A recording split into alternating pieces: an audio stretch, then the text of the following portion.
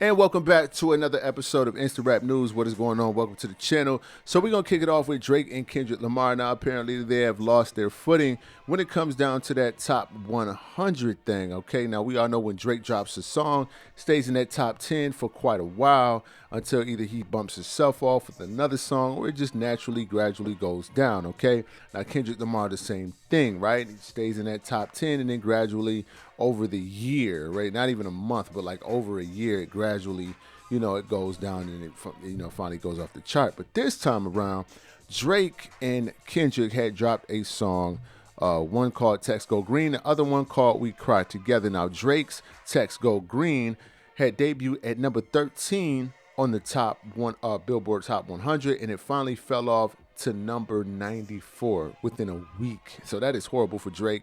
Same thing with Kendrick Lamar. He dropped We Cry Together, and that debuted at number 16, and it finally dropped down to number 97 within a week. So for these two big artists, that's really horrible. And I can kind of understand why Kendrick Lamar's single dropped, because it's just really not for the radio. I love this song, by the way, but it's not a radio song. You can't really dance to it. It doesn't really have like a hook. It doesn't even have a chorus. No chorus. There's no hook. There's nothing. It's just him rapping, him and this lady rapping, going back and forth. It's literally like a lyrical argument for like 3 minutes. So yeah, no, it's not for the radio. And then Drake, obviously, a lot of people don't like his album.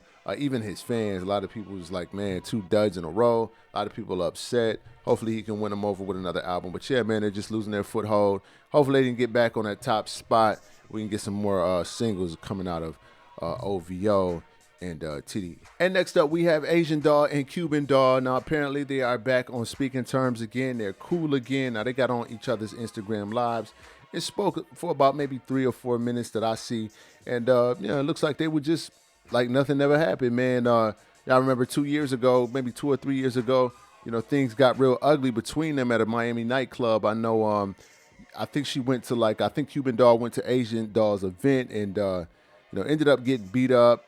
She fought back, but then Asian Doll ended up getting maced really bad. So, I mean, it got real ugly between them two, but it's good to know that they got back together, man, and they can be grown women. I remember they were like a real dynamic duo, man, at one point in time, even before like the City Girls, if I'm not mistaken, man. Don't quote me on that. I believe they were doing their thing before the City Girls really really blew up, to the stratosphere. But man, they could have really been something, but y'all know how that go, man. Sometimes egos and so on and so forth, man. But yeah, shout out to Cuban Doll and Asian Doll for hashing out their differences, man, and just moving forward as grown women. And hopefully they can keep that energy going, man. We might get some new music. Never know, man. So shout out to them. And next up, we have YNW Melly. He has received a little bit of good news. Now, he will not be receiving the death penalty in his upcoming double homicide charge. Okay, now on July 6th, they had held a preliminary hearing where everyone agreed that they will be removing the death penalty if he is actually found guilty of taking out his friends. Okay, those serious charges that he's facing. His mother is very happy about this, and apparently she really feels like her boy is coming home. She has a lot of faith. Hey, man, it is what it is, man. If they find him guilty, if they don't find him guilty, it is what it is, man. But I don't know, man. It's just good to know that they're not going to take you completely out the game, and they're going to let you live regardless of, how it goes, all right? Whatever sentence they give them, it's not going to be the death penalty.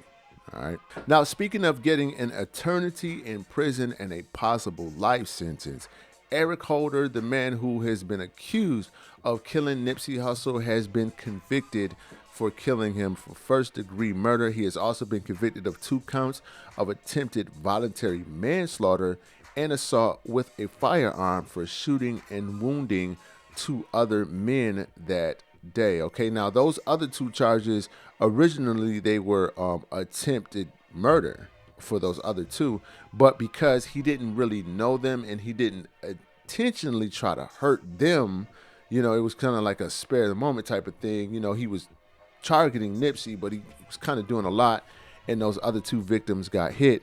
He was charged with attempted voluntary manslaughter. Okay, now his criminal defense, they were basically saying that he didn't plot to kill Nipsey Hussle.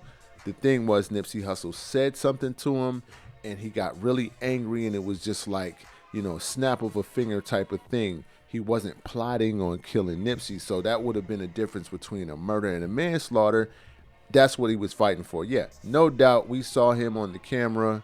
We saw him what he did, but the justification would have been a different charge and possibly a way lesser sentence than first-degree murder. So he was more than likely his attorneys are going to appeal it, and you know, he may get over, he may not.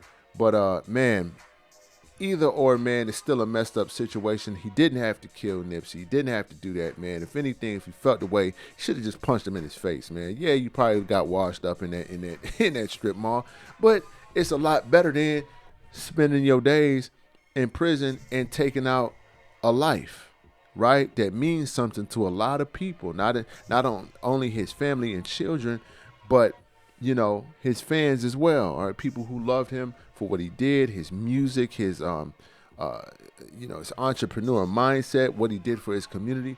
You know, it meant a lot. So it's more than likely that, you know, Eric Holder, when he gets in prison, he has to be in PC. There's no way he could be in general. He's probably in PC now. There's no way that he's going to be in general population. That's a death sentence, and there's no prison that's going to like hold themselves liable for that, because if something happens to him, the prison is held liable. They know he has a very high profile case. The guy that he hurt is gang affiliated. So yeah, it's best that any prison that houses him puts him in protective custody, because that's what they're gonna do. They're gonna put him right in PC, whether he wants it or not. They're gonna put him in PC. Period. I mean, unless he signs out. I don't even think you can sign out of involuntary PC. They won't let you. He's gonna sit right in PC, man. So that's all I got for now, guys. I will drop another video either later on today or early tomorrow. So thanks, guys, for watching. Please subscribe and like the video. I'm out. Peace.